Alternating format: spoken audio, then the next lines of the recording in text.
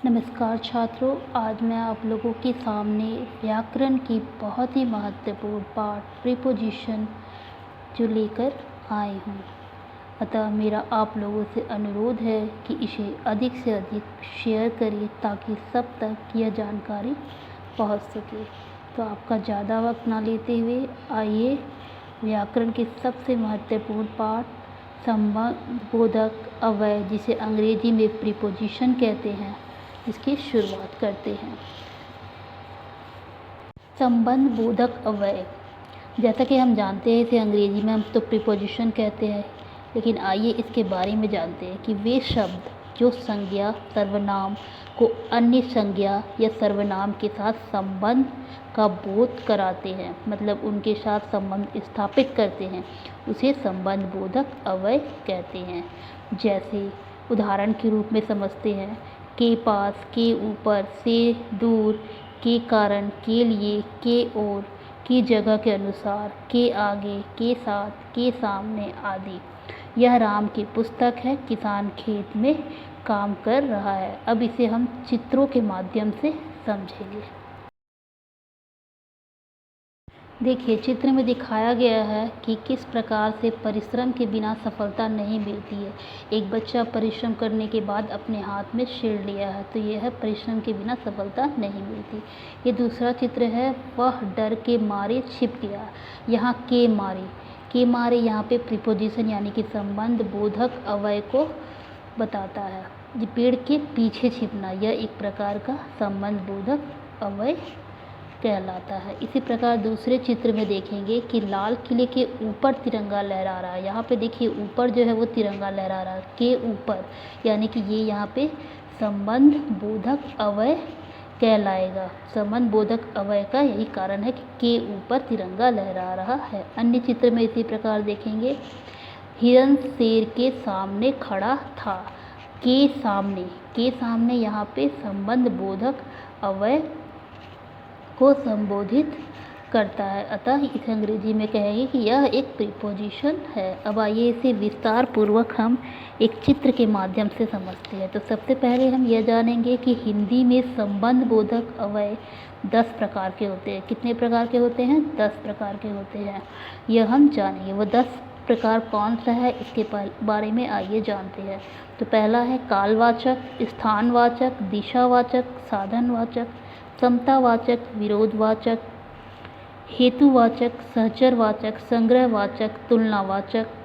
ये हमारी 10 संबंध बोधक अव्यय के प्रकार है।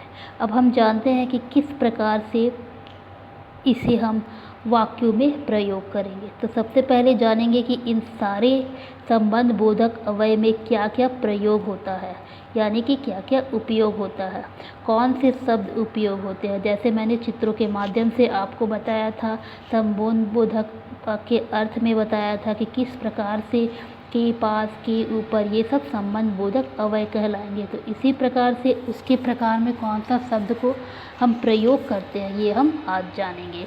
तो कालवाचक, सर्वप्रथम हम जानेंगे कालवाचक के बारे में कि कालवाचक में आगे, पीछे, पूर्व, बाद, पहले, यह जब भी शब्द किसी वाक्य में प्रयोग होगा या प्रयोग किया जाएगा तो वो कालवाचक वाक्य कहलाएगा। इसी प्रकार स्थानवाचक में ऊपर, नीचे, बाहर, ये सब स्थानवाचक संबंध बोधक वाक्य में आ जाएंगे। अब इसी प्रकार दिशावाचक में सामने, ओर, तरफ, आर पार, ये सारे दिशावाचक में आ जाएंगे। जब कोई भी वाक्य में द्वार, बलबूते, कारण, मारे, हेतु, सहारे, यह शब्द का प्रयोग होगा वो हमारा साधनवाचक होगा।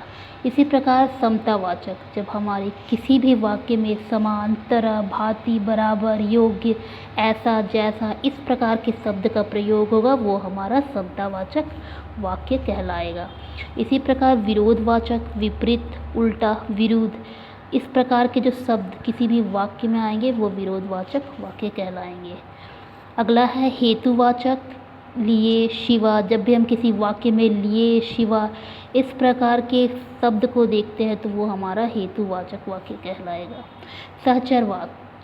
सहचरवाचक में हमारा संग, साथ, भर, मात्रा, यह सारे शब्द उपलब्ध होंगे। जब भी किसी वाक्य में संग, साथ, भर, मात्रा इस प्रकार के शब्द उपलब्ध होंगे, इसका कहने का तात्पर्य होगा कि वह सहचर वाच्य वाक्य है। सहचर अब हम देखेंगे संग्रहवाचक, जिसमें तक, भर, समेत इस तरह के शब्द वाक्यों में प्रयोग किया जाएगा, वो संग्रहवाचक वाक्य कहलाएगा। अब देखते हैं तुलनावाचक, जिस वाक्य में पेछा, आगे, सामने इस प्रकार के शब्दों का प्रयोग होगा, उपयोग होगा, वह तुलनावाचक वाक्य कहलाएंगे। मैंने चित्रों के माध्यम से वाक्यों को बता दिया है।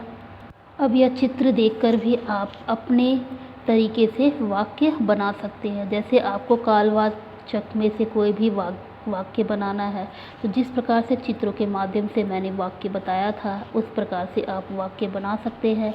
परंतु वाक्य में आपको आगे, पीछे, पूर्व, बाद, पहले यह सब प्रयोग करना होगा। जैसे मोहन सोहन के आगे चल रहा था, रीता गीता के पीछे खड़ी थी, वह पूर्व दिशा में खड़ा था, उसने बाद में कविता बोली, पहले वह स्कूल नहीं आया था। इस प्रकार के वाक्य आपके कालवाचक वाक्य कहलाएंगे। तो यह वाक्य आप अपने स्तर पर बना सकते हैं, ये चित्रों के माध्यम से। और मैंने संबंध बोधक अव्यय को पूर्ण रूप से आपको समझा दिया है। अतः मैं कुछ प्रश्न आपको दूंगी, जिसका उदाहरण भी बता दूंगी, और आपको उसे पूर्ण रूप से करना है, ताकि आप उसे सॉल्व करके कमेंट में दे सके और बता सके कि मेरे द्वारा समझाया गया आपको यह व्याकरण का महत्वपूर्ण पाठ समझ में आया या नहीं आया है। धन्यवाद।